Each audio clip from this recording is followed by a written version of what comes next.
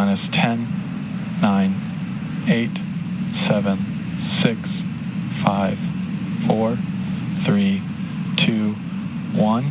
Ignition and launch. Go Falcon, go Koreasat.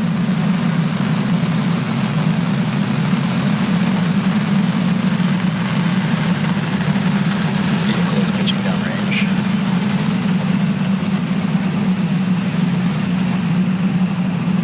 Headwind deep propulsion is nominal.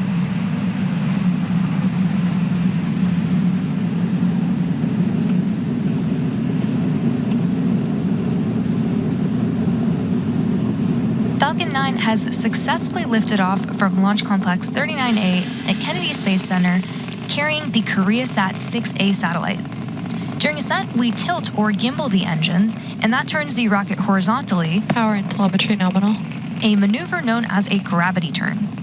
We're still going up, but now we're also heading horizontally away from the launch pad. Moments ago, we throttled the engines down in preparation for max Q, or maximum aerodynamic pressure. Falcon 9 is supersonic. Great callouts on the nets. And max Q is a critical moment during flight because the combined stresses caused by Falcon 9 accelerating through the atmosphere and the ambient static pressure are at their greatest. Max Q. Great call out for max Q right there. The rocket typically needs to go 17,500 miles per hour horizontally in order to avoid being pulled back down to Earth and get into orbit. Now we have 6 events coming up in quick succession. Main engine cutoff, or MECO, stage separation, stage 1 flip, second engine start 1, or SES1, boost back start, boost back burn start, and fairing separation. During MECO, we'll shut down the 9 Merlin engines, which is followed by stage separation. Once separated from the second stage, the booster will flip its orientation. A nominal trajectory. The booster will flip its orientation and begin heading back to Earth with a short boost back burn, while simultaneously the second stage MVAC engine will ignite for the first time, followed quickly by fairing separation. We should see all of those events happening back to back in the next few seconds.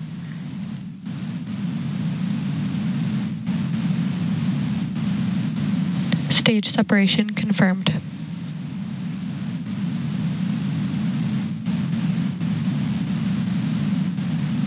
Stage 1 boost back startup. MVAC ignition.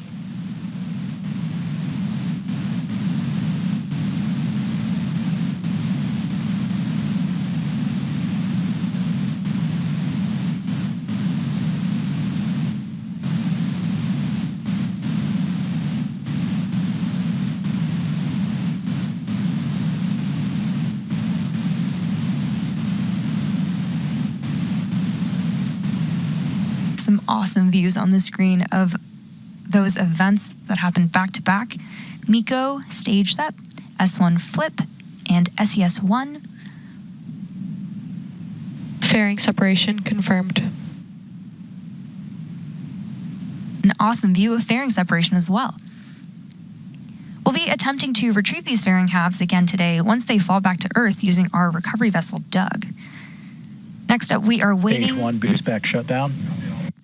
And we just had confirmation that we completed our boost back burn. So it's about T plus 3 minutes and 40 seconds into today's mission.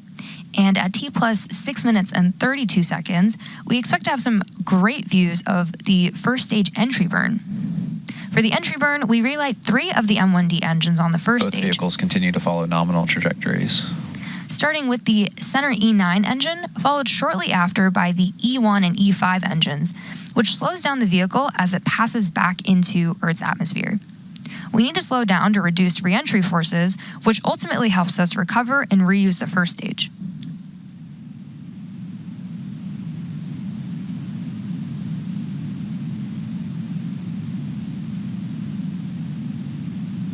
During the entry burn, Falcon 9 is decelerating by firing its Merlin engines, but we're still moving really, really fast. And this causes the vehicle to fly through Merlin's exhaust gases, which is also known as the rocket's plume. And this deposits a layer of soot on the vehicle surface, which is why our flight-proven vehicles look so toasty. And that soot comes from the carbon-based fuel that Falcon 9 uses, the RP-1. Reusability is key to lowering the cost of spaceflight, which enables more investment in critical scientific research. And as a reminder, the Falcon 9 first stage that is supporting today's mission will be performing this entry bird for its 23rd time.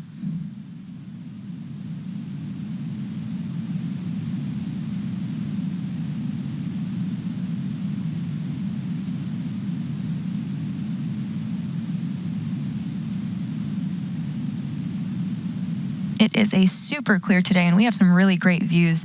You can see that both the Stage 1 and Stage 2 vehicles continue to pick up speed.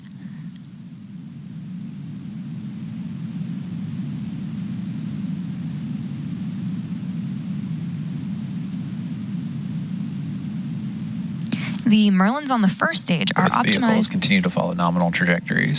Great callouts there. The Merlins on the first stage are optimized for sea level, and these achieve around 190,000 pounds of thrust during ascent and entry. The MVAC engine is optimized to operate in space and produces 220,500 pounds of thrust in vacuum. So after entry burn and landing burn, we will shut down our MVAC engine on the second stage, and then the landing burn will actually happen after that. And as a reminder, we are targeting a landing at landing zone 1 at Cape Stage Canaveral. 1 entry burn startup. There is the beginning of entry burn.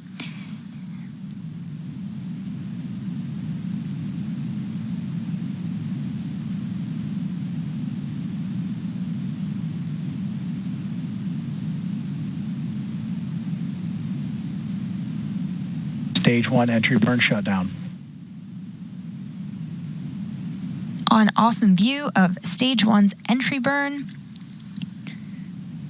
as it heads back towards landing zone 1 at Cape Canaveral Space Both Force vehicles Station. continue to follow nominal trajectories.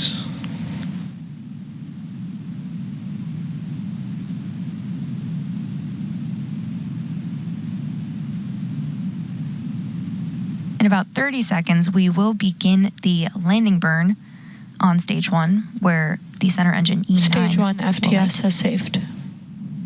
Stage 2 is in terminal guidance. Stage 1 transonic. All great Stage 1.